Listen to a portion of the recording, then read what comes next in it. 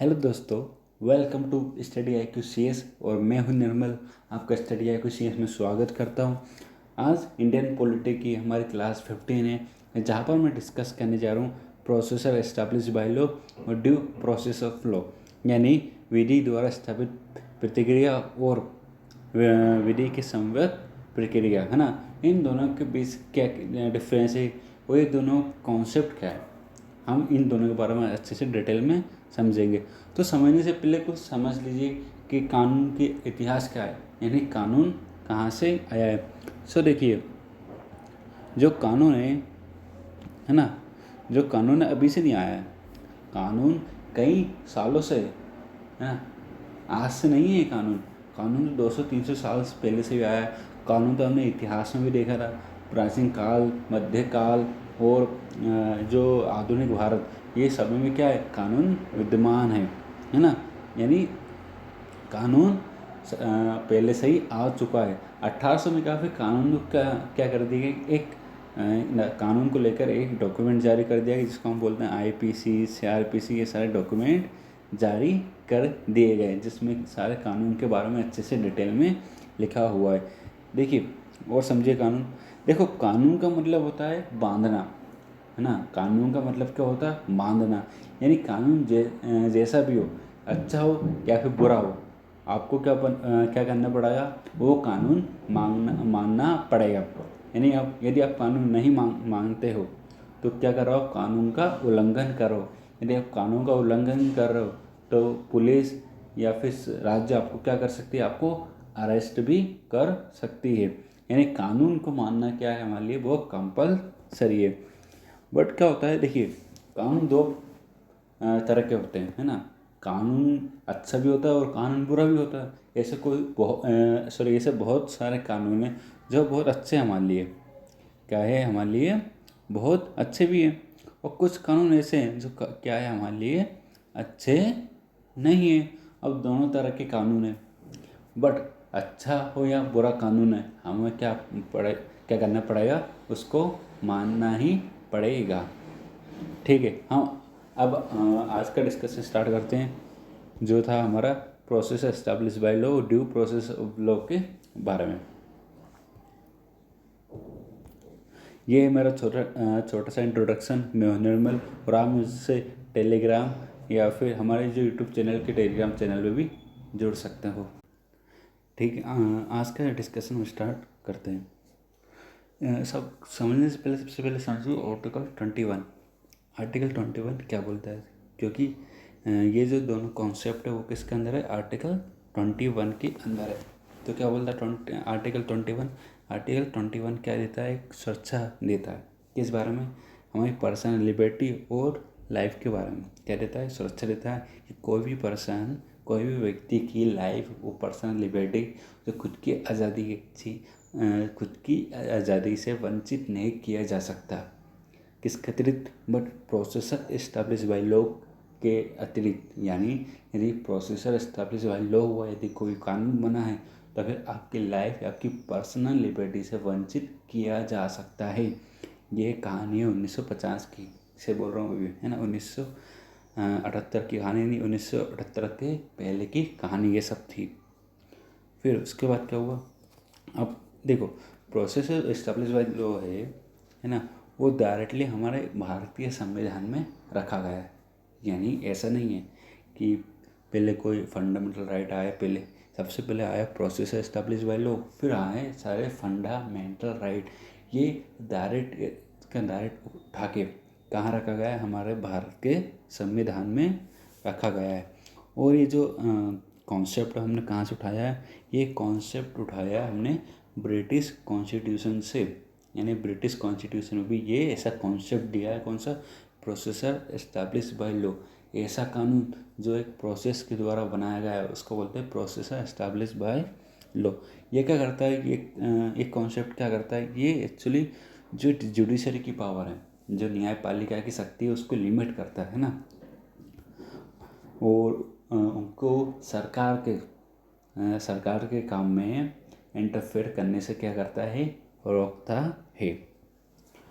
और क्या है इसका मतलब, समझिए, यदि कोई कानून किसके द्वारा बना दिया गया है, लेजिस्लेचर के द्वारा, यदि कोई कानून लेजिस्लेचर यानी कार्यपालिका या विधानसभा द्वारा बना दिया गया तो वो कानून वैलिड माना जाएगा। यानी कानून क्या माना जाएगा, वैध माना जाएगा यदि उसको बनाते समय एक करेक्ट प्रोसेसर अपनाया गया हो, है ना। करेक्ट प्रोसेसर यानी एक सही प्रतिक्रिया अपनाई गई हो तो वो कानून क्या माना जाएगा, वैलिड माना जाएगा। और देखिए, यदि कोई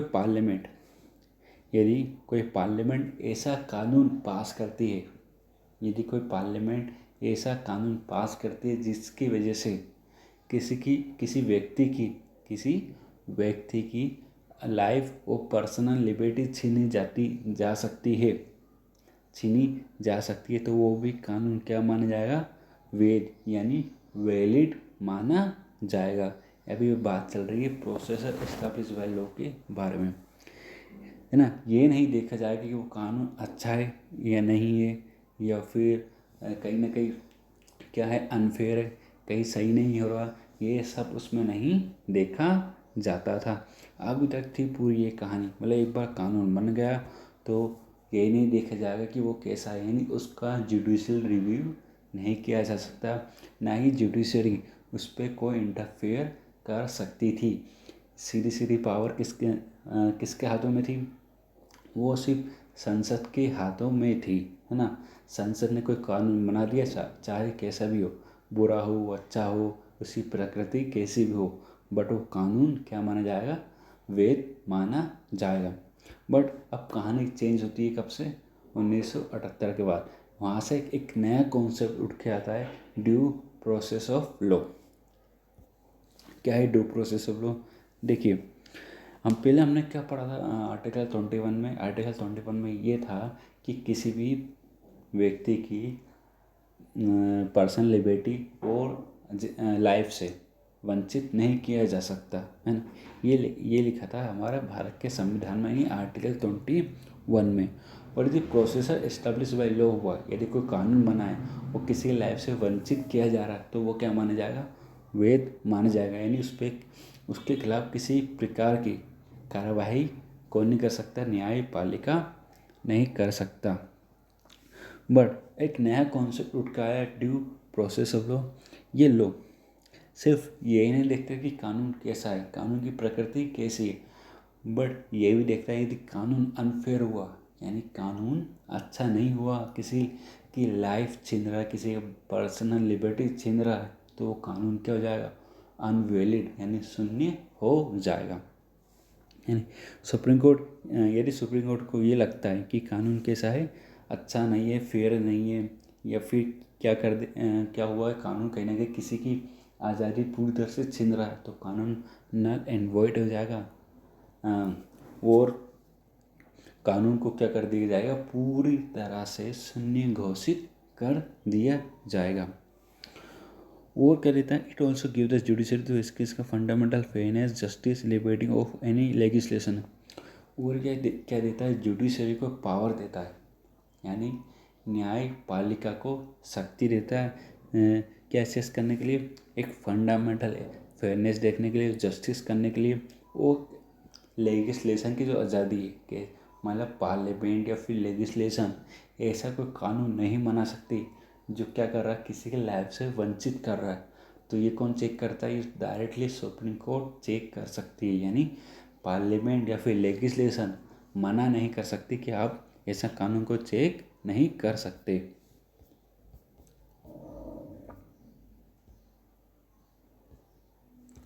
और क्या, देखो, जो ड्यू प्रोसेस ऑफ लॉ है वो दो कॉन्सेप्ट मिला दो तो बन जाएगा।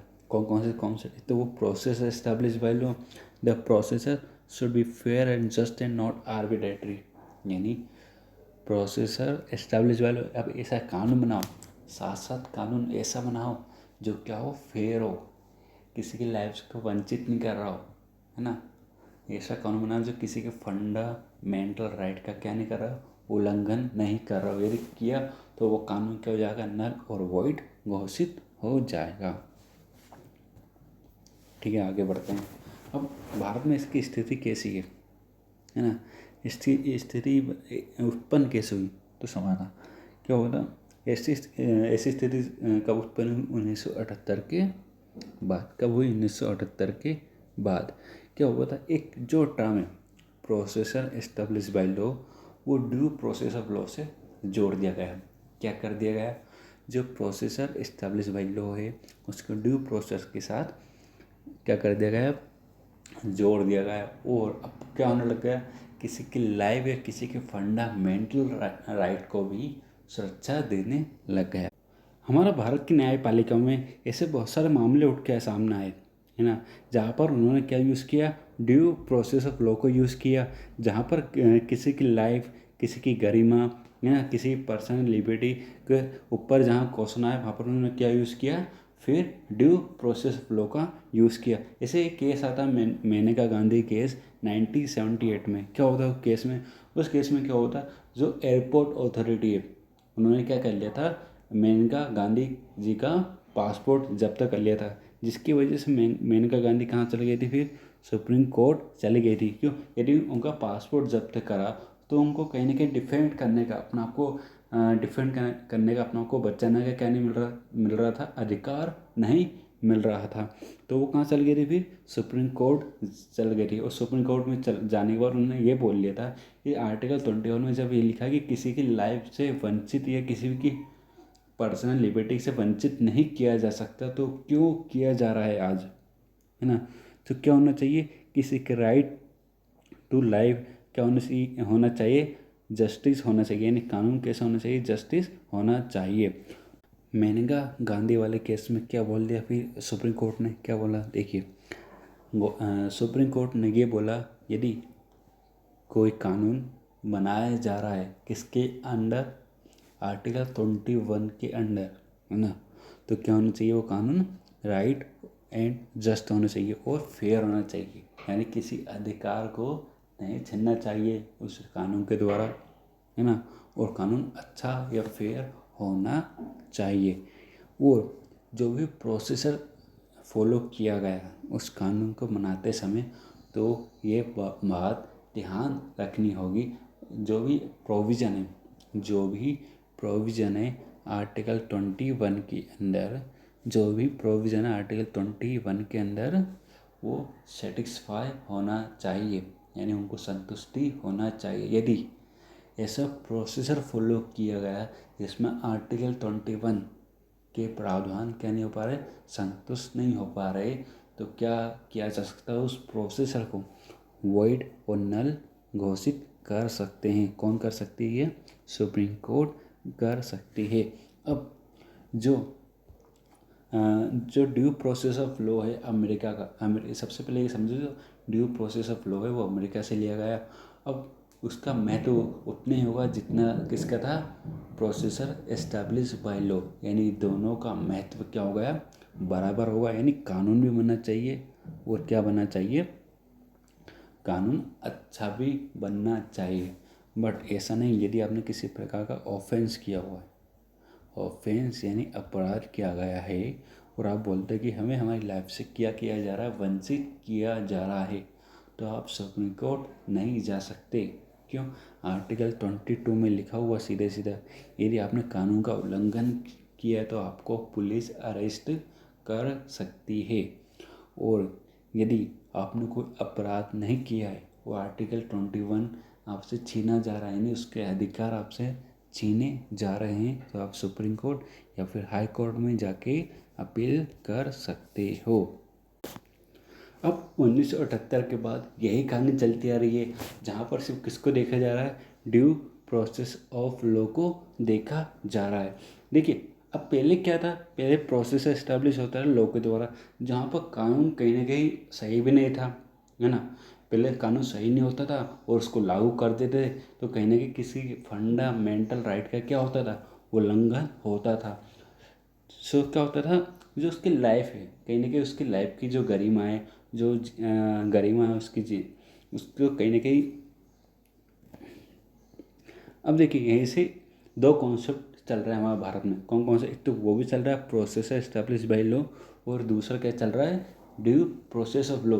ऐसा नहीं कि दोनों में से कोई एक नहीं, हमारे भारत में दोनों हैं ना। इस गलत फहमी में मत रहना कि ड्यू प्रोसेस ऑफ लॉ आ गया तो प्रोसेस एस्टैब्लिश बाय लॉ को ख़त्म कर दिया।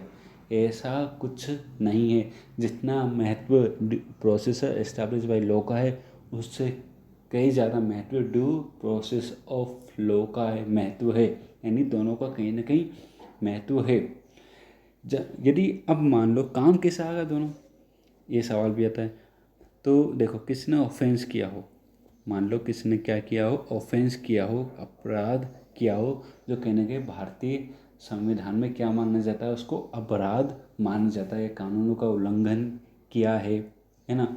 यदि मान लो कई क्रिमिनल एक्टिविटी की है या आतंकवादी किया है ना, आतंकवाद है वो, है ना, और कहीं ना कहीं किसी बम ब्लास्ट किया हो, तो ये सब किसके अंदर आते हैं? ये आते हैं, सॉरी, ये सब किसके अंदर आते हैं? ये अपराध की श्रेणी में आते हैं, है ना। तो मतलब इनके लिए इनको सज़ा मिलना चाहिए। तो सज़ा किस कॉन्सेप्ट से दें? या प्रोसेस एस्टैब्लिश बाय लॉ से दें या फिर ड्यू प्रोसेस ऑफ लॉ के को लेकर दें। यदि मान लो यहाँ पर हमने due process of law use किया, due process of law use किया, तो कहीं ना कहीं ये तो इनको तो प्रोत्साहन मिलेगा ना अगली बार अपराध करने के लिए। तो क्या यूज़ करते हैं यहाँ पर किया जाता है प्रोसेसर एस्टैब्लिश बाय लॉ। इनको पनिशमेंट या फिर सज़ा देनी हो तो किसके अंतर्गत देंगे? प्रोसेसर एस्टैब्लिश बाय लॉ के अंतर्गत की दी जाएगी। ऐसा नहीं कि ये भाई साहब ने बम ब्लास्ट कर दिया, कोई चल गया सुप्रीम कोर्ट कि भैया पुलिस हमें अरेस्ट कर रही है, हमें बचाओ। तो सुप्रीम कोर्ट क्या करेगी?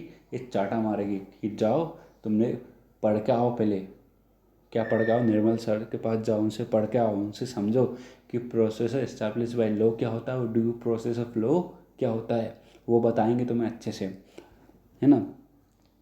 तो वहाँ पर कौन सा कानून देखा, वहाँ पर क्या देखा, वहाँ पर कौन सा कॉन्सेप्ट देखेंगे? वहाँ पर कॉन्सेप्ट देखेंगे प्रोसेसर एस्टैब्लिश बाय लॉ का, ना ही ड्यू प्रोसेस ऑफ लॉ। यदि आपके मौलिक अधिकारों का उल्लंघन होता है, यदि आपके मौलिक अधिकारों का उल्लंघन होता है तो आप कहाँ जा सकते हो? सुप्रीम कोर्ट या हाई कोर्ट जा सकते हो। ये बात ध्यान रखना कि आर्टिकल 22 और आर्टिकल 20 ना आ रहा हो। यदि आपने अपराध किया हो, किसी का मर्डर कर दिया हो और आप कह रहे हो कि मुझे मेरे मौलिक अधिकार छीने जा रहे हैं तो मुझे क्या दी जाए, इसमें प्रोटेक्शन दी जाए, तो ऐसा नहीं हो सकता। तो ये था पूरा लेक्चर आज का, है ना।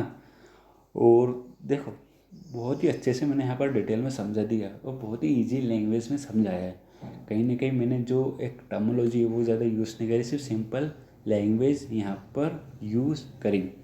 यहीं पर हमारा लेक्चर ख़त्म होता है। इस लेक्चर को देखने के लिए आपका धन्यवाद। Okay, thank you very much for watching.